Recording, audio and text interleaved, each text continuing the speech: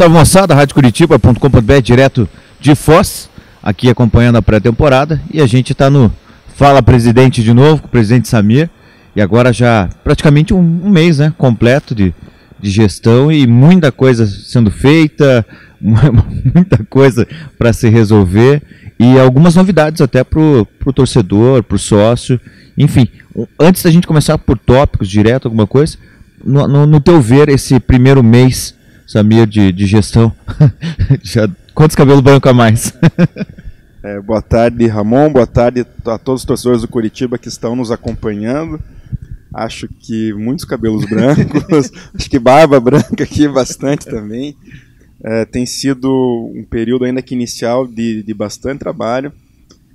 Aquilo que eu falei nas entrevistas logo no início tem se confirmado, assim, de duas frentes assim, muito bem definidas. De um lado, a resolução dos problemas financeiros do clube, do outro, a questão do planejamento do futebol. Uma coisa, claro, sempre influencia na outra.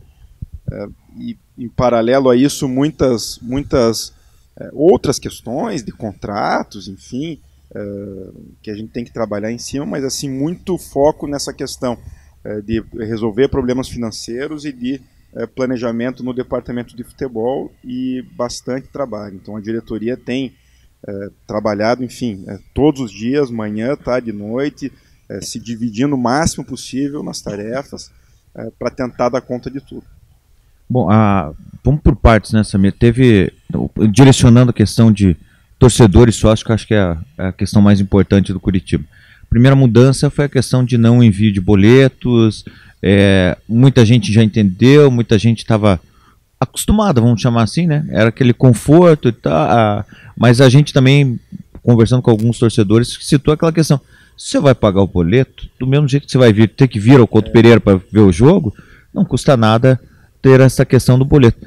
Explicar, principalmente, acho que para o torcedor, por que o não envio do boleto, por causa... A gente sabe que é questão do custo, mas o torcedor, para ter uma ideia direta, né? É importante esclarecer isso, porque existe todo um contexto por trás dessa medida, dessa decisão, que começa já na gestão anterior e passa também por uma decisão do Conselho Deliberativo no mandato anterior ainda. Eu, inclusive, como conselheiro, acredito que foi na penúltima reunião do Conselho desse último mandato, também participei dessas discussões, justamente porque cabe ao Conselho fixar o valor da mensalidade, e essa discussão se travou no Conselho, porque já havia a sinalização da dificuldade com o registro dos boletos, porque agora a entidade que regula a atividade dos bancos, ela cobrou do emitente o registro dos boletos, então isso geraria um custo na casa de R$90 mil para o clube. Então, no momento inicial, se discutiu no Conselho, e uma das opções era: vamos aumentar a mensalidade nesse valor, que daria um aumento pequeno, cerca de 5% em cada mensalidade, para cobrir esse custo. E essa opção perdeu no Conselho. Então, o que foi votado no Conselho foi que a mensalidade ficaria a mesma. Foi uma reunião bem confusa lá, em meio à campanha eleitoral. Inclusive, existe uma discussão hoje entre os conselheiros se o Conselho determinou ou não que os boletos fossem enviados. Então, a gente até aguarda a ata dessa reunião do Conselho para saber, ainda que isso não seja competência do Conselho, quer dizer, o Conselho decide o valor, não decide como ele será cobrado. Então, tem essa questão. Segundo, que acho que a própria viabilização de como você faz o pagamento. A gente foi buscar algumas informações via departamento de marketing, de comunicação, e chegou a nós que o único clube grande hoje do Brasil que envia boletos para pagamento de mensalidade é o Corinthians. Mas nenhum outro clube do Brasil envia, claro, porque o peso sobre um valor pequeno de mensalidade é muito grande. Você vai gastar R$3, R$4 para registrar um boleto, para enviar um boleto de R$80, que você não sabe nem se o sócio vai pagar. Então o problema é esse: você registrar todos os boletos, enviar e não receber nem os pagamentos proporcionais a isso. Então, claro, enviamos o boleto da anuidade, porque o valor é maior, compensa, e aí a ideia de, digamos assim, estabelecer uma mentalidade para o nosso torcedor usar alguma das outras formas de pagamento. E de fato reconheço que talvez isso tenha ficado um tanto quanto atropelado pela mudança de gestão. A gente tem que reconhecer isso. Tanto é que estendemos o vencimento até o dia 21, para ninguém ser prejudicado. Estamos entrando em contato com o máximo de associados para tentar facilitar ao máximo esse pagamento. E lembrando que até 21, para o pessoal entender, justamente por ser o primeiro jogo do Curitiba no Campeonato Paranaense, no Couto Pereira, ainda contra o Prudentópolis, então o pessoal pode chegar meia horinha antes, uma horinha antes, chegar ali, pagar a sua parcela e continuar a ser sócio igualmente. Porque muitos sócios entraram em contato comigo pessoalmente, inclusive, dizendo: eu não tenho cartão de crédito e débito, não tenho conta em banco, eu pagava via boleto. E é um pouco o que você disse, o deslocamento, talvez, claro, sem ter uma agência bancária que seria do lado de casa, porque mora um pouco mais longe do Couto, mas vai até o jogo, por exemplo, vai um pouco antes, paga o boleto na central, então digamos que não é uma dificuldade tão grande assim. É unir o útil ao agradável. Exatamente. É o mais prático, né? E fora essa questão do boleto e a questão do sócio, primeiro, muita gente não questionou que de repente poderia ter um aumento e tudo, e ficou o mesmo valor do sócio. Muita gente reconheceu essa questão. E agora também a questão dos ingressos, né? Com essa promoção, time mania e tudo. Como é que está sendo esse trabalho todo? Qual que é o objetivo maior desse trabalho? Como se diz, trazer o povão, no popular, trazer de novo o povão? A função certamente é essa, que acho que já fica bem clara, né, quando você lança esse tipo de informação, mas é uma medida que ela também não é tão aleatória assim, quer dizer, que ela parte de uma convicção nossa, como diretoria, de entender que existe uma relação entre preço de ingresso e plano de sócio, que é diferente de um período aí de 10, 15 anos atrás, quando os planos de sócios foram criados.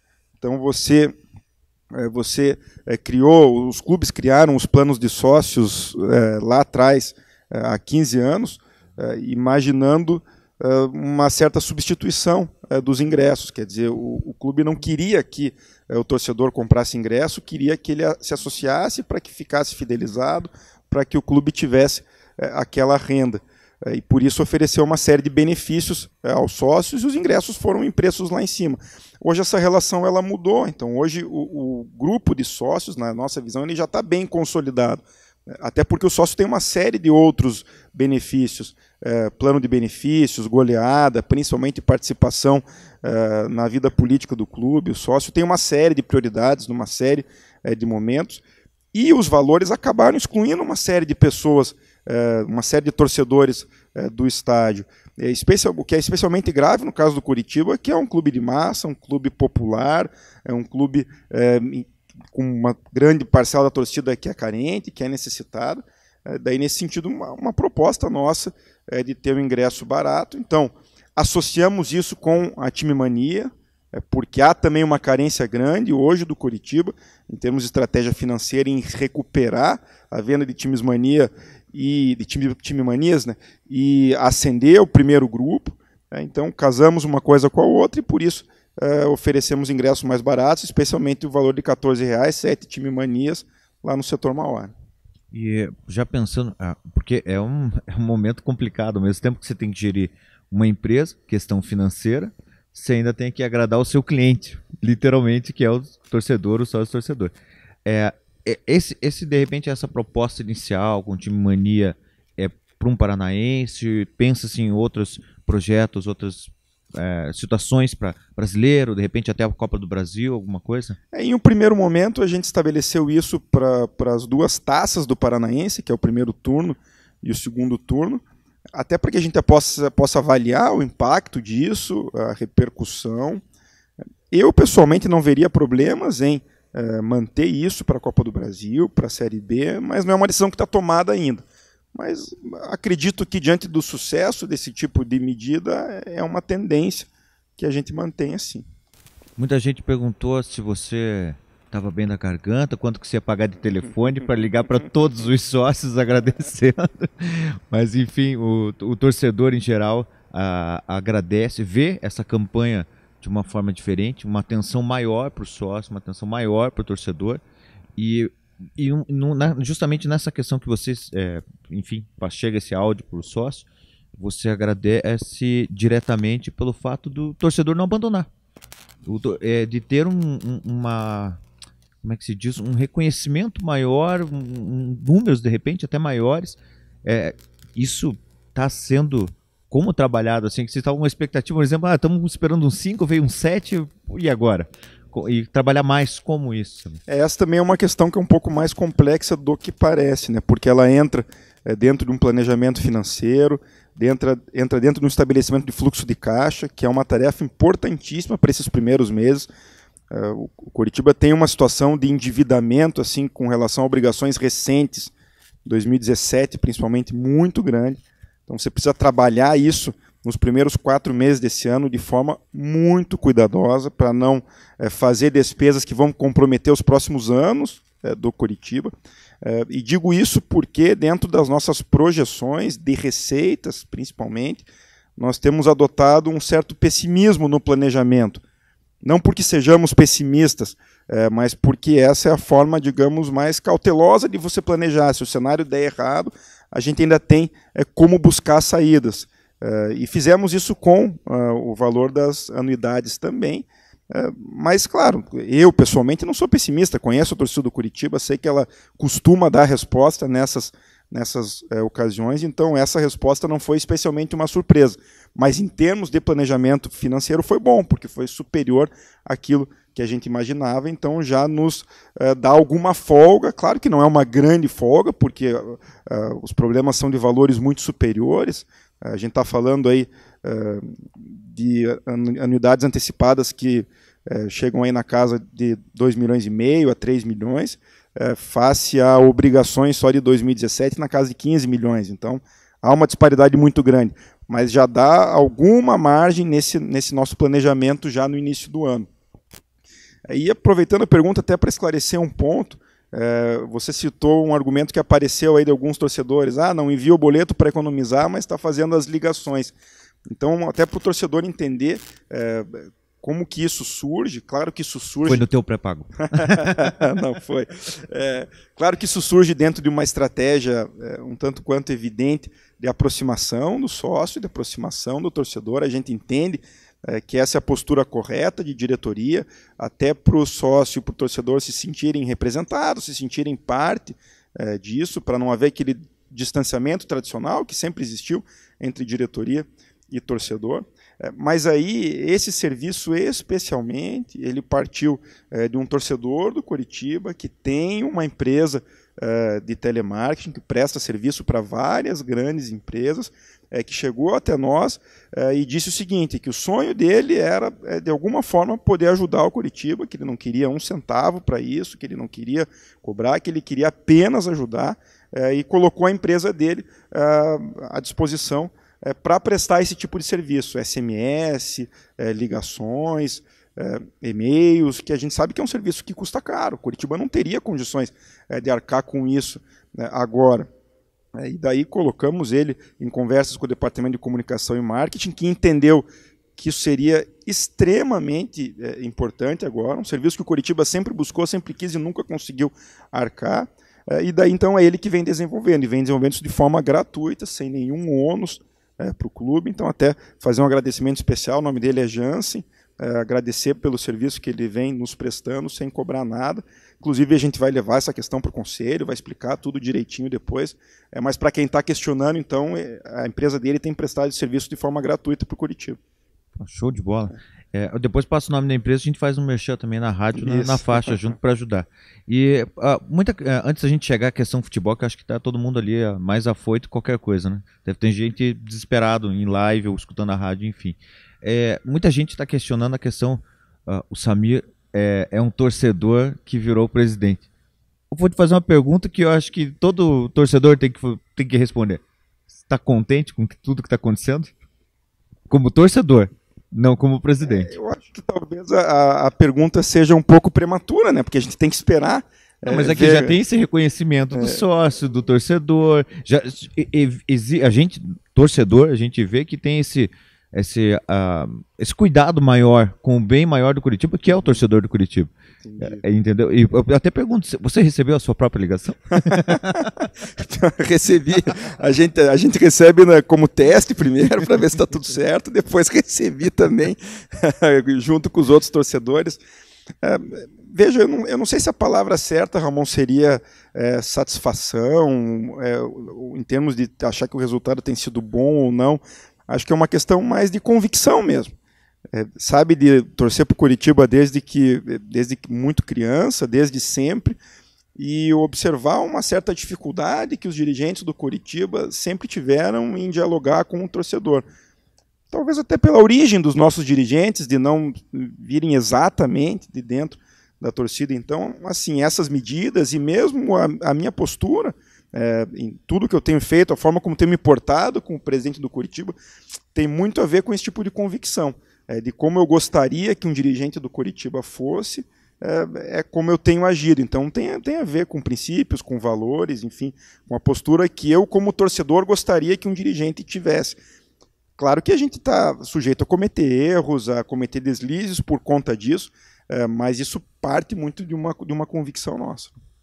Bom, agora vamos ao ponto, acho que um dos principais, se todo mundo está afoito, amanhã tem o primeiro jogo treino, todo mundo está sonhando com o time. Eu acho que já vi uns 20 times escalados nas redes sociais e de N formas. Isso que o elenco é menor que os últimos anos, né? Mas olha, só não colocaram o Wilson no ataque até agora, mas o resto já colocaram até na zaga. E essa questão do futebol vão em dois momentos. Primeiro, você está diretamente aqui, nessa pré-temporada, acompanhando tudo isso que está acontecendo, todo esse trabalho que está sendo feito. A gente chegou cedo, conversei com várias pessoas, os próprios funcionários citando o trabalho, o comprometimento, aquela questão de ser às 8 é às 8, não é às 8h01, se puder chega às 7h59, e o comprometimento que está todo mundo, e até alguns jogadores, não vou citar nome, não vou entregar ninguém aqui, já questionaram, falaram assim, pô, que bacana o presidente acompanhando e tudo isso. E primeiro, antes da gente chegar em questão de contrato, nome de atleta, alguma coisa direto, a pré-temporada, no teu ponto de vista, como é que está sendo esse trabalho todo na visão administrativa do futebol? São dois momentos, né? Administrativo e futebol. Bom, primeiro essa questão do acompanhamento, né, do futebol, do departamento de futebol, comissão, atletas, também é algo dentro dessa linha de convicção que a gente tinha, de ver que isso não existia de forma tão próxima assim dentro do Coritiba, e que o Coritiba teve alguns problemas dentro do seu futebol também por causa disso.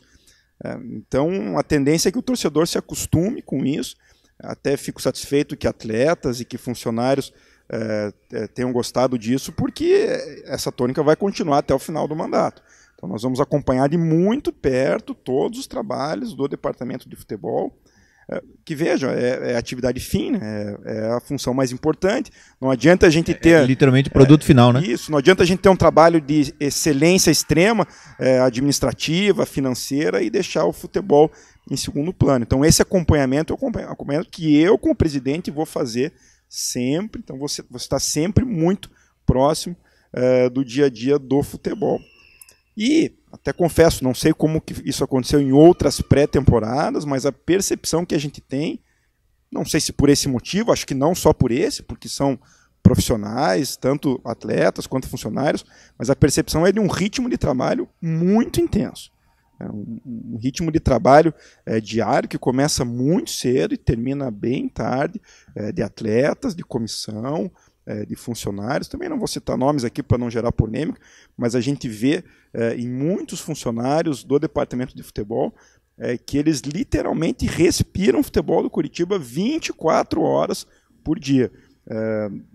Para eles não tem outro assunto, para eles não tem nada relevante além disso, numa perspectiva algumas vezes até exagerada, sabe, de sentar num almoço, sentar numa janta e o assunto ser o trabalho o tempo inteiro. Então a gente tem essa percepção. Imagino que não seja algo tão extraordinário para um início de trabalho, imagino que os problemas eles acabem acontecendo ao longo do ano. Mas mesmo assim já é uma perspectiva bem otimista, de identificar aqui um cenário de bastante trabalho de todo mundo. Isso a gente tem visto sim. E qual que é o teu time agora? Não, tô brincando. Não vou te sacanear nessa forma. Monta o teu time agora. O meu time é o time que o Sandro escalar. O Sandro, é até bacana falar isso, o Sandro é um profissional desses que se puder falar 24 horas por dia do trabalho dele como técnico em Curitiba, ele só vai falar disso. Então ele vem a todo tempo, é claro, entre a comissão técnica e o departamento faz parte do trabalho, mas vem até com a diretoria a todo tempo debater algumas medidas, debater algumas escolhas, e em vários momentos, até justificar, e eu em vários momentos tranquilizei ele, dizendo o seguinte: olha, Sandro, as escolhas vão ser tuas, você não vai me ver nunca impondo algo de uma forma ou de outra, o profissional tem que ter autonomia para decidir, para trabalhar. O que eu espero é justamente que a gente, e estou vendo que vamos ter isso, espero que tenhamos técnico, comissão, gerente, diretor de futebol, que tenham as suas convicções e coloquem as suas convicções para que elas nos deem resultado. Então é mais ou menos nessa linha. E, Samir, acho que não tem como fugir disso, não diretamente nomes, mas os atletas, renovação, muita gente perguntando como é que estão os atletas, quais atletas a gente já pode pontuar e falar, ó, tá certo, vai renovar, vai assinar amanhã, domingo, então segunda, enfim, o que a gente pode passar para o torcedor e deixar ele tranquilo? Bom, esse trabalho tem sido um trabalho muito intenso do diretor de futebol, que tem encabeçado todas essas conversas com atletas e com representantes, mas também supervisionado pela diretoria a todo tempo. Inclusive, quando eu estava vindo aqui para a entrevista, ele estava me mandando mensagem: presidente, preciso falar da negociação do jogador tal. Eu falei: estou indo lá na entrevista, às 5 horas a gente conversa. Então, assim, esse é um trabalho que desde o primeiro dia ele acontece. Você quer ligar para ele agora? Ao vivo? Não. A gente dá um jeitinho. Longe de mim, eu espero que. Depois da entrevista a gente trata disso com bastante calma. Bastante calma, inclusive. Então, assim, tem negociações que avançaram de forma mais fácil, mais tranquila, outras nem tanto, mas que a gente conseguiu resolver, outras que pareciam mais fáceis e num certo momento elas emperraram. Então, assim, na segunda-feira, um dos advogados do clube ele vem até Foz, já com vários contratos que serão assinados. Então, alguns atletas têm a situação bem definida, lembrando aqui de cabeça Júlio Rusch, Romércio, são atletas está tudo bem definido, só falta assinar na segunda-feira. Em outros casos de outros atletas, a gente tem algumas dificuldades ainda, a gente tem alguns representantes de atletas que se colocam numa posição assim um pouco de criar dificuldades para o clube, a gente tem que reconhecer. No caso desses atletas, nem tanto por conta do tempo de contrato e nem tanto pelo salário, porque nesse aspecto o Curitiba ele tem sido bom para os atletas, quer dizer, que clube que chama todos os atletas da base que vão subir, dá 3 anos de contrato com um bom salário, para atletas que nem jogaram ainda. Então, nem tanto tem sido isso o ponto de dificuldade, mas sim a multa rescisória. Então, alguns empresários já antecipando uma situação de negociação futura, querem colocar uma multa rescisória muito baixa para que o atleta saia mais facilmente. Isso é ruim para o Curitiba. Então, nós temos adotado uma situação de firmeza muito grande, que também não vamos, da mesma forma como não vamos aceitar contratos curtos, não vamos aceitar contratos com multas baixas, que na verdade daria no mesmo. Então, assim, o nosso sócio, nosso torcedor podem ficar bem tranquilos, porque aquilo que foi combinado em campanha vai ser colocado em prática. A comissão técnica está bem ciente, e veja, isso sequer foi uma imposição, porque comissão técnica e departamento concordam com a nossa posição, e que os atletas que não tiverem a situação contratual definida não vão jogar. Então, o Curitiba está colocando situações contratuais bem favoráveis para todos esses atletas assinarem. Alguns estão criando dificuldades, não vamos citar nomes aqui também para não gerar polêmica, mas aqueles que não tiverem a situação definida, o Curitiba não vai servir de vitrine para daí o atleta sair de forma fácil para um outro clube ou até para o empresário ganhar dinheiro. Tem que ser bom para os dois, né? Exatamente. Se o Curitiba está dando uma garantia de 3 anos, um salário, tudo correto, que pelo menos ele tem a sua garantia, né? Até a sua segurança com o atleta. Veja, bom, até porque o Curitiba investiu em todos esses atletas por muitos anos. Ninguém chegou de paraquedas. Exatamente. Né? Então, a situação para a gente está bem tranquila. Atletas que tiverem a sua situação contratual definida, consolidada, estão habilitados para jogar. Aqueles que não tiverem, infelizmente, isso fica pendente e vão estar habilitados assim que a situação estiver definida.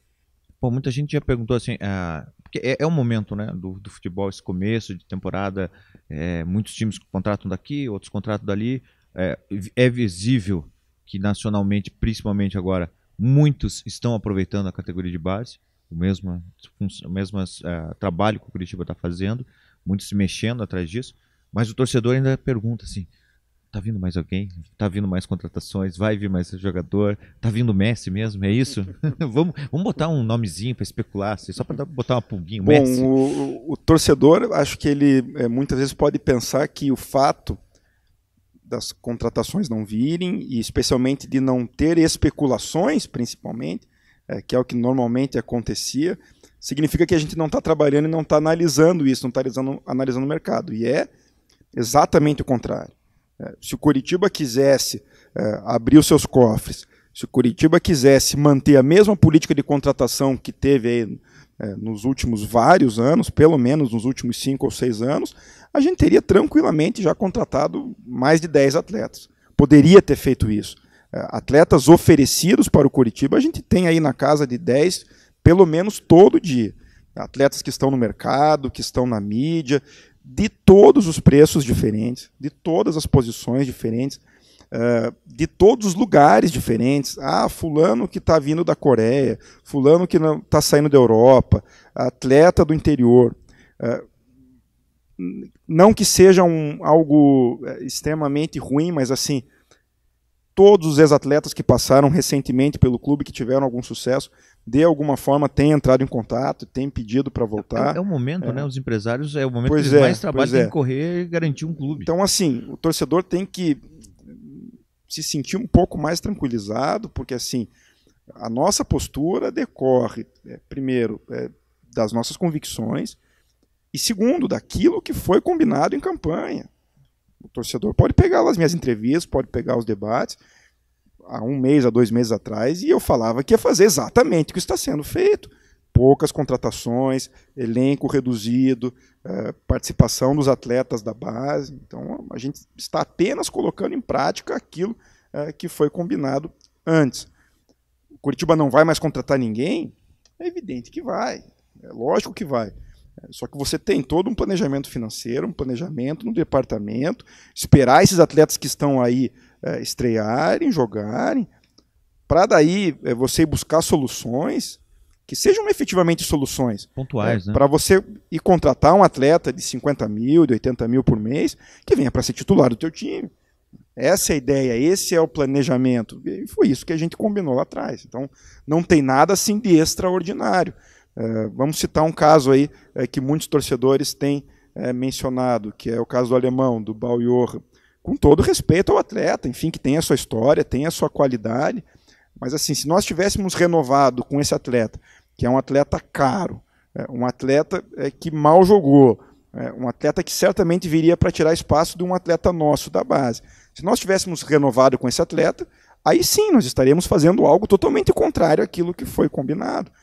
Essa nossa postura de agora vai exatamente na linha daquilo que nós propusemos em campanha. Bom, de certa forma, é que o torcedor viu, digamos, a chegada do Simeão e do Benítez, mas diretamente, indiretamente, o Curitiba tem 9 novos atletas. Isso. Vamos botar os meninos da base que sobem, que não, óbvio, teve 1 jogo, 2 jogos, atletas, mas botar no papel, jogar pouca coisa mais. E o torcedor, ao longo desse último ano, eu lembro, porque a gente acompanha, a gente faz parte da torcida, reclamou muitas vezes, por que o Carvalho não joga? Por que o Thaleson não joga? Por que o Júlio não joga? Por que o Mosquito não joga? Pois então, não joga porque você está trazendo um monte de jogadores de fora, você está com um elenco muito grande e não está dando espaço para esses atletas. Então agora a gente está simplesmente fazendo o contrário. Esse é um ponto. E um segundo ponto, falando bem diretamente para o torcedor que acha que nós deveríamos ter contratado 8 ou 10 atletas agora, ele tem que entender que essas negociações todas elas têm uma série de repercussões financeiras. Nenhum atleta desses aqui vem com salário baixo, nenhum atleta desses vem sem o empresário pedir comissão. Então, são uma série de repercussões que você tem que planejar muito bem. Se você sair tirando os jogadores da prateleira, comprando um atrás do outro, você coloca o Curitiba na situação financeira exatamente que ele está e que a gente pretende a longo prazo mudar. Né? E não só piora a questão financeira, como é uma aposta muito cara. Lógico. Você não pode dar um all-in no poker se não tiver pelo menos um AIS na mão, né? Não que Carvalho, Kelvin, Júlio, Mosquito, não que sejam exatamente apostas, porque a gente está vendo eles jogarem aí há muito tempo. Fora o cara, não, mas eu digo, se for entre aspas para você apostar, vamos apostar nos nossos, né? Sim. Vamos apostar nos nossos, que já estão aqui, já estão adaptados, nós já sabemos como eles jogam, e principalmente lá na frente eles podem trazer receita para o clube também, tem isso. Bom, e a gente começa amanhã, não que comece amanhã, né? Amanhã é o primeiro jogo treino, o torcedor começa a ter não sei, de repente uma base, uma ideia de time, no pouco dessa semana que deu para acompanhar, na questão, porque acho que essa semana foi muito mais intensa, até a parte mais física, óbvio, tem a parte técnica, mas a parte física, agora como torcedor, assim, só um sim ou não, te agradou as formações, sim ou não? Você vai lá falar pro Sandro, pô, abre mais ali na esquerda, bota o cara para jogar. Sendo bem sincero, que entre eu e o Sandro isso já está virando até um pouco de piada, de brincadeira, porque assim, ele está pensando num esquema muito mais ofensivo daquele esquema que me agrada. Mas eu falei para ele já desde o começo, a única coisa que eu quero é que você tenha convicção e vá de acordo com as tuas convicções. Então ele pensa num esquema mais com 2 pontas mais abertos, uma linha de 4, com 2 volantes fechando o meio de campo. Eu já prefiro aquele esquema com 2 linhas de 4, que jogue mais fechado, saia mais no contra-ataque. Mas enfim, essa é a convicção dele, o que a gente quer que ele tenha. Já fica a dica, não vamos de 4-4-2, hein, povo? Já fica a dica. Então, mas assim, eu vejo o time treinando muito bem. E um diferencial que eu acho importante é que ele desde o começo já definiu um time titular. Então, assim, os atletas que estão treinando já têm esse conhecimento aí desde o começo, então acho que isso tende a ajudar, porque o período de pré-temporada é pequeno. Então, já tendo conhecimento de quem tende a estrear lá no dia 21, acho que isso facilita um pouco também. Por ver os atletas no penúltimo dia, enfim, último dia em Curitiba, e chegar hoje aqui, eu digo num geral, pelo menos assim 90%, dá para ver que, meu Deus, botaram os meninos na sauna e trancaram 3 dias lá sozinho. Então, bem mais enxuto. A supervisão do departamento de futebol, inclusive, já teve que cancelar 2 treinos, justamente por conta disso, porque os atletas têm se dedicado bastante, o nível de desgaste tem sido extremo, a fisiologia faz lá todos os exames de sangue diariamente para testar isso, tem lá todo o registro dos batimentos, enfim, dos dados, e o nível de desgaste tem sido muito grande na linha do que você está falando. Então, isso é perceptível tanto para quem está acompanhando os treinos, mas também nos dados estatísticos que a gente tem. Samir, tem 2 situações. Bom, você estando aqui em Foz, o Curitiba continua vivendo em Curitiba, ou Curitiba no geral. A gente viu essa semana também algumas coisas já feitas de manutenção do Couto Pereira, algumas coisas a gente conversou até que vai ter um trabalho no Couto Pereira de organização. Tem alguma coisa que a gente já possa avisar o torcedor para ele não chegar no dia 21 e falar assim, meu Deus, o que aconteceu aqui? Até para esclarecer bem isso para o torcedor, então do nosso G5, eu e o Jorge, que vamos ficar mais próximos do dia do futebol, então nós viemos aqui para Foz, o Baggio, o Aníbal e o Eduardo ficaram em Curitiba, agora no final de semana o Baggio e o Aníbal vieram, mas durante a semana passada e a próxima eles vão ficar em Curitiba, mas eu imaginava que precisaria em algum momento ir voltar a Curitiba para resolver algum assunto urgente, mas até aqui, com telefone, com computador aqui, com eles lá também, a gente tem conseguido administrar isso bem, claro. Tenho participado de todas as discussões com eles, mas até o momento via telefone e via computador.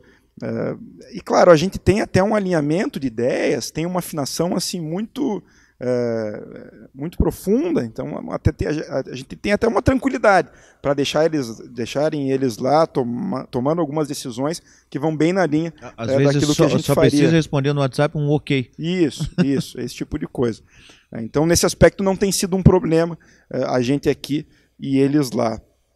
Com relação à manutenção, a obras do Couto Pereira, a gente já desde o primeiro dia ficou muito em cima disso, através dos funcionários do clube, através da comissão de patrimônio do conselho, que nos ajuda muito. Então tem vários membros até da antiga comissão, porque a nova não se formou ainda, o Conselho acabou de assumir, mas membros da antiga Comissão de Patrimônio têm nos ajudado bastante, e nós já temos tido alguns andamentos até, para já deixar o torcedor começar a ficar a par disso. Durante a semana que vem a gente vai divulgar isso de forma mais objetiva.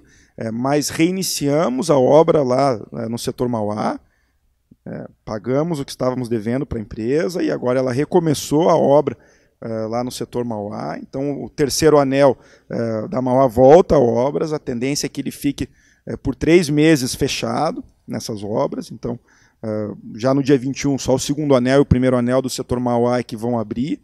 E temos algumas questões até mais problemáticas do que achávamos que seria lá no setor social, no segundo anel da social.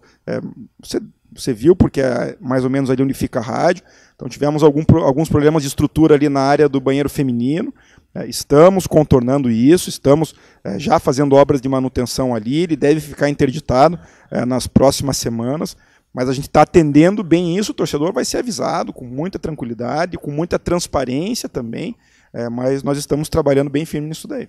Até porque a gente vê essa questão de resolver o problema, não maquiar o problema. Exatamente. Né? Não adianta nada você ter até porque, um veja problema só, na parede e só pode ser uma tinta. A gente faz parte do problema, porque antes de ser diretoria, a gente é torcedor, a gente é coxa branca, então quer tanto quanto todo mundo que os problemas sejam resolvidos, então não tem por que divulgar exatamente como eles são, né? Exatamente o que está acontecendo. Outra coisa, assim, questionado muito, os torcedores ficaram naquele impasse, se isso é bom ou se é ruim, a questão da transmissão do Campeonato Paranaense fechado com a RPC diretamente, que até porque não tem mais, até explicar, né, para muito torcedor que não sabe que não tem mais o Premier do Campeonato Paranaense. Daí eles falam, pois eu queria assinar, mas enfim, é uma opção do próprio Premier, enfim, da detentora. E a questão de fechar o Campeonato Paranaense, até que ponto isso é bom ou ruim, só financeiramente, só pro torcedor? Bom, importantíssimo, porque também tem todo um contexto sobre isso. Não é uma decisão simples. É uma decisão que foi pensada também desde o primeiro dia que nós assumimos. Foi negociada durante todo esse tempo para que nós tivéssemos a situação mais favorável para o Coritiba nessa decisão. Então, o que acontece? A Globo, muito influenciada pela entrada do esporte interativo no mercado, até podemos abordar isso em outro momento, porque é uma outra questão complexa, de que talvez o Coritiba tenha feito um movimento impensado, ou não tão bem pensado como deveria, mas o fato é, a Globo, por conta da entrada do esporte interativo no mercado, ela repensou uma série de práticas, uma série de valores, dentre eles a política de divisão de cotas em alguns campeonatos. E aí, o que a Globo fez em 2016? Tanto na Primeira Liga quanto nos campeonatos estaduais. Ela definiu qual seria o valor do campeonato e transferiu para os clubes a faculdade de dividir esse bolo. Coritiba saiu na época numa decisão que para mim foi equivocada. Não saiu, mas ele não jogou a Primeira Liga por conta disso. E também, junto com o Atlético, ele saiu da divisão da cota de transmissão do Paranaense. Com qual gravidade? Primeiro, vai ter que jogar o Campeonato Paranaense de qualquer forma. Segundo, aquele contrato assinado no final de 2016, ele valia e vale por 3 anos. 3 campeonatos. Então a RPC falou, a Globo via RPC, olha, o dinheiro está aqui, por esses 3 anos, são os clubes, com a intermediação da federação, que decidem a divisão. Então o Coritiba e o Atlético não participaram dessa divisão, e os outros 10 clubes que participaram determinaram que as cotas seriam divididas em igualdade. Passou-se um ano, existem mais 2 de vigência desse contrato, e tanto Coritiba quanto Atlético, para ingressar nesse contrato, precisam da autorização dos clubes agora. E foi isso que foi buscado pelo Coritiba quando o Coritiba optou por entrar. Num primeiro momento, o Coritiba apenas e tão somente teria que aderir a um contrato que já estipula a divisão de cotas por igualdade. Valores gerais. Então a RPC destinou, num primeiro momento, lá no final de 2016, 4 milhões por ano. Se o Coritiba entrasse, mais 1 milhão. Se o Atlético entrasse, mais 1 milhão. Mas não 1 milhão para o Coritiba. 1 milhão para esse grupo que determinou previamente que seria dividido em igualdade. Então agora o Coritiba aceitou entrar, aportou-se mais 1 milhão, em um total de 5, mas o Coritiba desde o começo falou, por uma série de motivos, não vou nem ficar aqui discorrendo, por uma série de motivos, que ele não concordava com essa divisão em cotas iguais. Então pleiteamos valores bem maiores do que esse critério de igualdade. É claro que num primeiro momento os outros clubes falaram, nós não vamos assinar. Vamos assinar só para dar dinheiro para o Coritiba. Então o Coritiba tinha que ter feito isso lá em 2016, quando não tinha contrato assinado ainda. Então esse foi o grande erro. Então é claro que nós tivemos uma dificuldade gigante agora para negociar isso, com a intermediação da federação, mas mesmo assim assinamos em patamares em que o Coritiba ainda fica com um valor maior do que os outros clubes, não muito maior, mas ainda tem sim um valor maior. Então esse é o primeiro ponto. E isso vale para 2018 e 2019. Então esse é o primeiro ponto. Por que não tem Premier? A RPC acha, com razão, que só vale a pena ter o Premier se tiver todos os clubes no contrato. E daí é claro que isso desvaloriza o produto. Então se o Atlético entrasse, além desses valores que são só para a TV aberta, haveria negociações de Premier em outros valores. Então quando a gente fala, América Mineiro está recebendo 4 milhões. Claro, porque é outro produto. Um campeonato em que os clubes todos se entendem, em que não brigam com a federação, não brigam com o canal que transmite. Fortalecem o próprio futebol do estado. Isso, em que passa todos os jogos. Então é claro que o nosso produto, entre aspas, é ruim, porque tem todos esses problemas e isso desvaloriza, isso diminui o valor. E aí tem um outro lado, que é financeiro, mas é um pouco mais indireto, que é da exposição da tua marca. É claro que o Coritiba vai negociar uma publicidade um pouco melhor, porque vai passar o jogo na TV. É claro que o Coritiba vai ter lá na frente, ainda que de forma indireta, uma facilidade maior para dizer quem são os atletas que estão no mercado, que podem ser vendidos, porque os jogos passaram. Isso interfere numa série de aspectos de mercado de futebol. Então é claro que a gente pensou nisso também ao assinar o contrato. Até porque, querendo ou não, Coritiba é a principal estrela desse produto, que é o Campeonato Paranaense. Então é claro que vai ter maior número de jogos passando, em melhores horários, então tudo isso é importante também. E falando em futebol ainda, a questão da gestão, tanto profissional quanto base, tem conseguido acompanhar a Copinha ainda? A Copa São Paulo? Tirando aquela transmissão que estava... Meu Deus, era surreal. Aquilo era literalmente uma pintura. Temos acompanhado um pouco, né, à medida que o tempo permite, inclusive pela transmissão sua da rádio. Ontem, especialmente, estávamos no treino, e aí eu acompanhando ali pelo celular, nos grupos, o pessoal comentando. E aí o jogo se encaminhava para o final, aí eu chamei o analista de desempenho, que estava com o computador ali, com o modem, e falei, coloca no jogo, que está acabando o jogo e acho que vai para os pênaltis. Aí ele colocou ali o jogo na barraca, onde fica o material. Boa parte da comissão técnica se concentrou ali, quem não estava diretamente no treino. E aí entrou a transmissão bem na hora da falta.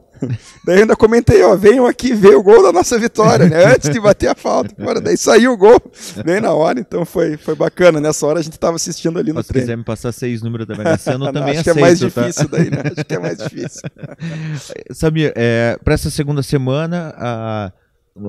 Tem alguma coisa que, não que seja tão diferente do que está sendo desse trabalho todo, alguma coisa que o torcedor já se organize pensando nisso, até porque semana que vem já começa o Campeonato Paranaense para a gente. Nós temos o jogo treino amanhã, depois temos mais uma semana bem intensa de treinamentos aqui ainda, né? A delegação volta só na sexta-feira para Curitiba. Confesso que não pensamos ainda em alguma outra iniciativa, de repente um treino aberto, talvez no sábado, poderia ser algo a ser pensado.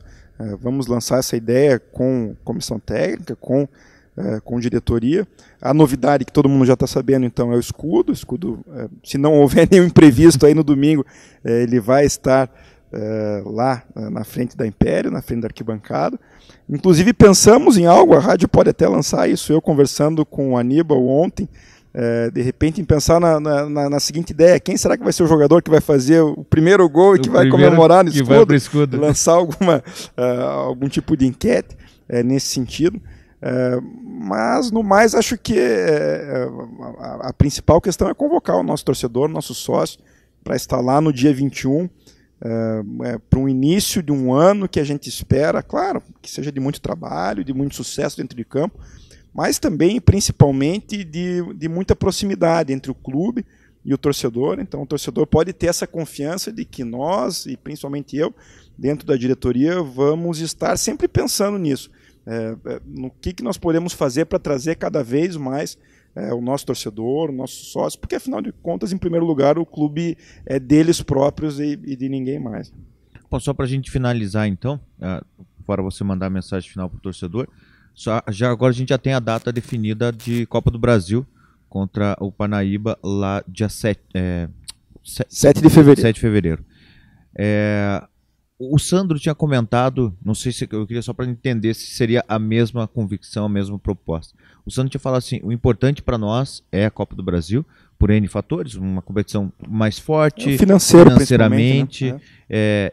E uma questão maior é praticamente de um Atletiba para o jogo da Copa do Brasil. E agora? Mas veja só, nós tínhamos uma possibilidade de uma dificuldade ainda maior, que era se o jogo fosse no dia 31, né? Porque nós teríamos uma viagem muito desgastante para Francisco Beltrão, no domingo 27, 28? No domingo 28. Não tem aeroporto em Francisco Beltrão, então indo de ônibus ou indo de avião é uma viagem extremamente demorada. Se o jogo fosse dia 31, teríamos que voltar. Claro que não poderia ser exatamente o mesmo grupo, mas alguns atletas teriam que fazer a viagem daí para o Piauí também. Então, alguns atletas nem dormiriam, chegariam de Francisco Beltrão direto para o aeroporto, voltariam lá do Piauí para jogar o Atletiba. Então, seria ainda pior. Tanto é que nós enviamos um ofício para a CBF, eu conversei com o diretor de competições da CBF pessoalmente, enviamos um ofício com o aval da federação, justificando, por conta da questão logística né? E pedindo para o jogo ser no dia 7. Então fomos, inclusive, atendidos nesse aspecto, o que foi muito bom. Demonstrou que o Coritiba tem aí uma certa importância porque fez esse tipo de pedido, claro, não um pedido político, um pedido totalmente fundamentado, sim, com argumentos de ordem logística. Mas aí a semana seguinte também não é por si só simples, né? Porque a gente joga o Atletiba, vai para o Piauí, volta do Piauí direto para Londrina. No sábado de carnaval tem o jogo do Paranaense em Londrina, então a gente nem volta para Curitiba. Daí Toledo, né? Volta para Curitiba no domingo, para daí voltar para Toledo na terça. Então é evidente que em algum momento a gente vai ter que ter um time mesclado, um time reserva, vai ter que ter um planejamento nesse sentido. A comissão técnica já tem aval, já tem o aval para fazer isso. Mas na linha do que você falou, isso eu já falei para o Sandro. O principal de tudo isso nesse período é a classificação na Copa do Brasil. Claro que a gente jamais vai querer perder jogo nenhum, a gente sempre vai entrar para ganhar todos os jogos, mas falei para ele, se precisar escolher entre um jogo do Campeonato Paranaense e a classificação na Copa do Brasil, nós queremos a classificação na Copa do Brasil. Então ela é prioridade, sim. Então, para dizer que a única coisa garantida é que o Samir está em todos os jogos de novo. Dentro de casa, com certeza. Dentro de casa, não tenha dúvida. Fora de casa, se a agenda permitir, espero que permita, eu estarei em todos os jogos com a delegação também. Só para saber se ia manter o Mangueira também. Não, dentro do Couto Pereira, com certeza. Bom, Samir, primeiro te agradecer.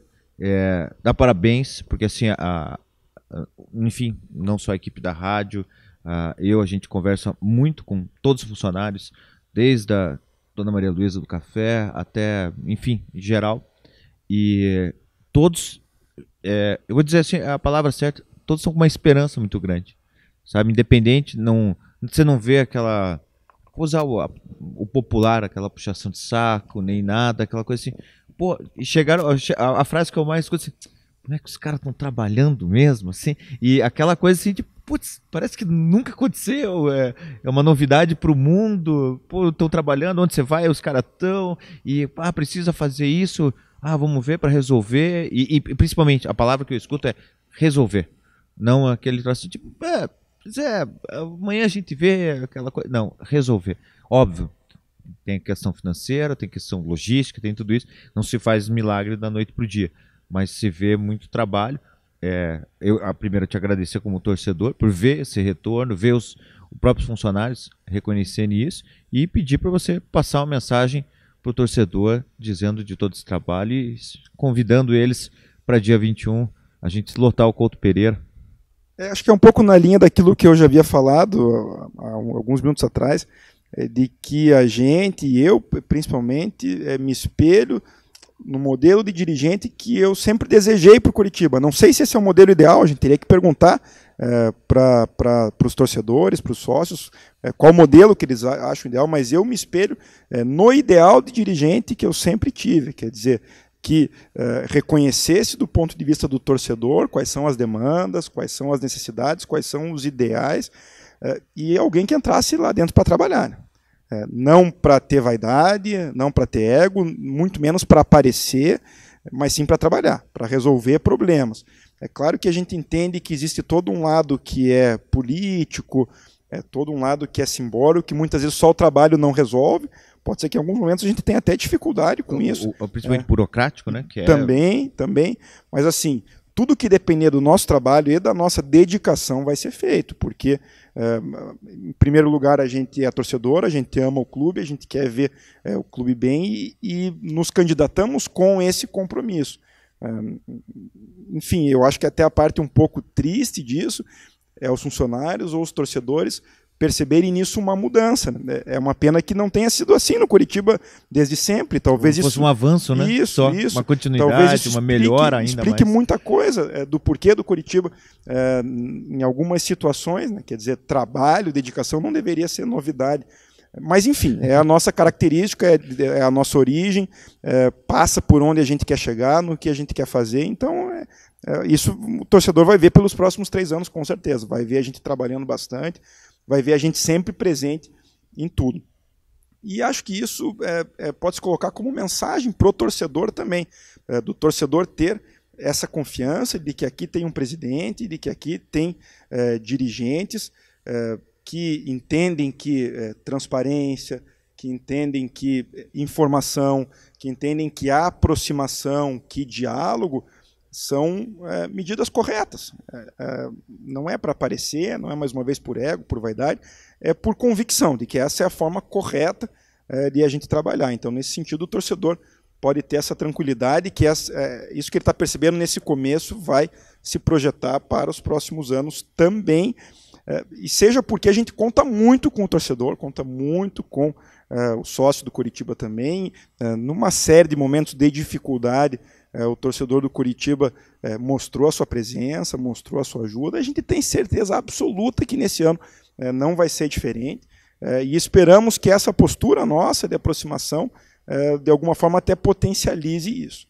Então, em síntese, o cenário é esse, e, mais uma vez, o recado para o torcedor é de que a gente conta muito com ele, espera muito do torcedor, comparecimento, apoio, presença, e temos certeza que desde o próximo domingo, dia 21, isso já vai acontecer.